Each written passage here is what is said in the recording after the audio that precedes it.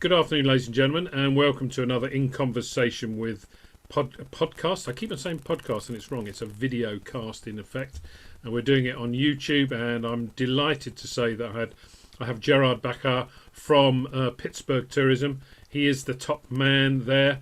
Good afternoon, Jerad. Good afternoon, Graham. It's great to be with you. Excellent. Jerad, it's obviously been tough times for anybody involved in tourism, but one gets the impression that in the United States of America that, I wouldn't say business as usual, but business still quite good for tourism in terms of the domestic demand. How have things been for Pittsburgh in terms of certainly leisure tourism and domestic demand? Yeah, across the United States, we've seen various levels of success when it comes to domestic tourism. Certainly, and it's been well reported across lots of media outlets, especially those destinations in the southern part of the states during the wintertime have done extraordinarily well with people leaving the north, the cold and the weather of the north, moving south to the beaches and so forth. Here in Pittsburgh, we have completely relied on domestic leisure tourism for the last 12, almost 13 months. A lot of our leisure tourism comes within our drive market, so within a 2 to 3 hour radius of Pittsburgh.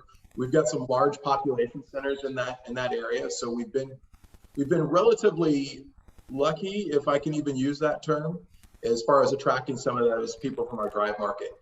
They have really been the bread and butter of our entire travel economy over the last year. But it must be business tourism, convention tourism. Presumably that's disappeared altogether, and that will be a big blow to the local economy.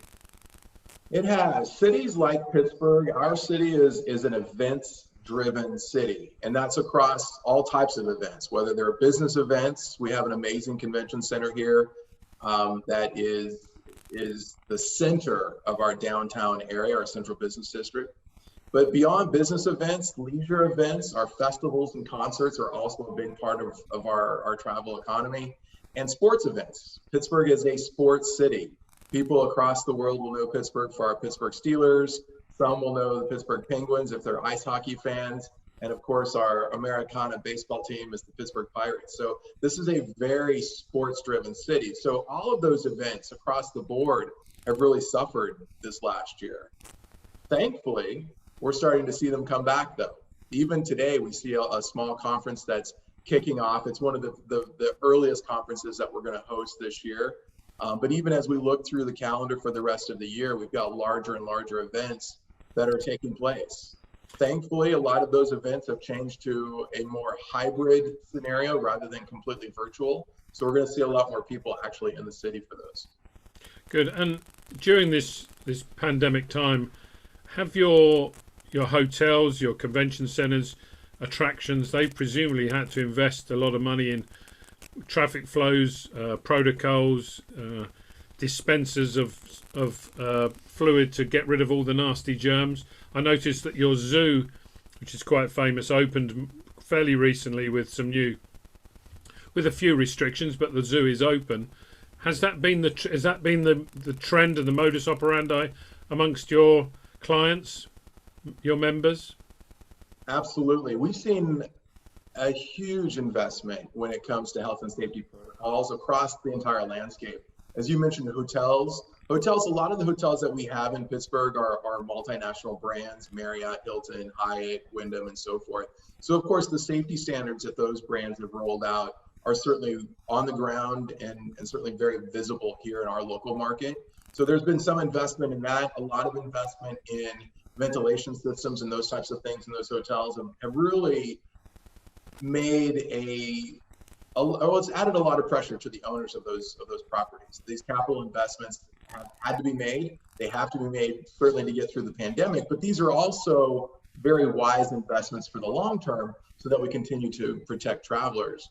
But even beyond that, our stadiums, our convention center, we've seen multi-million-dollar investments going into these facilities. Even our convention center, there's been a lot of investment into even expanding the already successful ventilation systems that they have in the building. Our convention center is Platinum LEED certified, so it already had extremely well-built ventilation systems included in the structure of the building. They've expanded that. They've expanded a lot of other UV light technology and those types of things, which has been fantastic. We've also seen the addition of a new rooftop garden, so we have more outdoor space to offer to our clients and visitors. So that investment across the landscape has been truly remarkable. Zoo, museums, it's really remarkable to see what's been taken on over the last year. We'll talk about the airport a little later on in this conversation, but our airport as well has been leading the way, certainly in the US, when it comes to airport health and safety protocols. There's a lot more going on in that space too. Well, let's take the airport. I mean, I know the airport very well. When I lived in America, I used to go through Pittsburgh almost once a week when it was a US Air hub in the days when US Air was still around. Being such a big airport, how important have international tourists and the lack of them been to you, and how important will they be in the future? It's absolutely important to us. And, we got to a point before COVID where we had seen consistent year-on-year international travel arrivals into Pittsburgh. Now, a lot of our arrivals are still coming across the Canadian border. We're less than a 3-hour drive to Niagara Falls and the US-Canadian border. So we get a lot of visitors that come down from Toronto and Montreal and those areas. But even beyond that, our air travel from international markets continued to increase. We started to really enjoy the ongoing strength of BA flying direct routes into Pittsburgh, Concorde Airlines as well out of Germany. And those were starting to really take hold and really gain some strong momentum. We're quite sure that those are going to come back. We're so sure that the international markets are going to be important to us, both from a passenger and a cargo standpoint, that a major investment is being made into the modernization of Pittsburgh International to the tune of $1.4 billion. That construction process started just before COVID. It paused obviously during the last year, but it's now very much back in full swing. So much so that President Biden is coming here next week to pitch his new infrastructure plan, and Pittsburgh International Airport is going to be a backdrop for that announcement. That's very good news, and that's good exposure for you, getting the president to come down. In terms of, you said that Pittsburgh is very much an event-led destination. Are there any plans for anything extra special, apart from President Biden coming to town, over the next 12 months that will attract visitors, both domestic and international? Probably more on the domestic front, I would imagine, in the next 6 to 12 months. As we get past the next, in the latter part of this year and into early 2022, we're expecting a stronger rebound from international markets. But our foresight really is the domestic market within the near term. But there is a lot of things on our events calendar. We're super excited to see leisure events coming back. We've got wonderful festivals that are starting to be planned.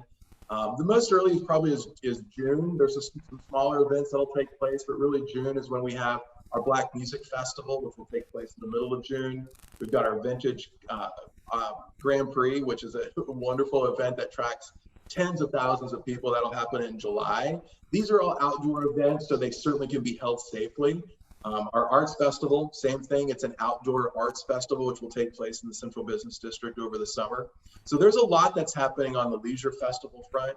Our arts community, we have 9 performance theaters in downtown Pittsburgh. All of them are planning fall seasons. So we're looking forward to a lot of that entertainment coming back. And then of course, our conferences and sports events. Sports events are already happening. We're hosting the Collegiate National Men's Hockey Championships in 2 weeks here at our PPG Paints Arena. The Pirates are starting their home opener in a couple of weeks. The Penguins have their ice hockey season already underway. So there's a lot going on. It's still not to the level that we're accustomed to, but we're really encouraged that we're starting to see some momentum building. Good. On a more general point, do you think that destinations like Pittsburgh, and given that you're the top man at Pittsburgh, let's talk about Pittsburgh specifically, that there is a branding issue for you in the future? Pittsburgh, for example, like a lot of American in the northern belt of America, have an industrial background. They have a sports background, very much a busy city centre type of image. Do you think that in the future that you need to start to modify that image in terms of that brand, those brand credentials? In other words, it's not steel and dirt and oil and manufacturing. It's actually clean and pristine and very entertaining and lots of events going on. Is that a challenge for you, you think? Yeah, that's a story that we continue to tell. You know, the renaissance of Pittsburgh is a story that has depth. As you've rightfully said, we have an industrial past that really shaped what Pittsburgh is today. That industrial image, that part of our city is certainly long gone. We haven't had steel manufacturing in the city of Pittsburgh for decades.